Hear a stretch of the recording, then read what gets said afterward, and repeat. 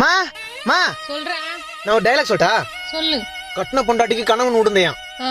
இருந்தாலும் பிறந்துச்சு அவங்களுக்கு ஒரு அழகான குழந்தையான். ஓ. ஊரெல்லாம் ஆம்பளை புள்ளியான்னு சலிச்சாங்களாம்.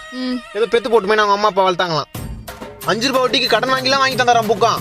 கர்மம் அந்த புள்ள தான் கிளாஸ்லயே மக்கான். ஐயோ. ஏழைக்கு வெயிலே குளிர்தான், அப்புறம் அவங்களுக்கு காசு கொடுக்குற ஜமீன்தாருக்கு ஏசிலேயே இருக்குதான். ஒரு பாருக்கிற பையனை ஒரு பொண்ணு கூப்பிச்சான். சரி போலான்னு கிளம்போது அவன் செருப்பு வந்துச்சான்.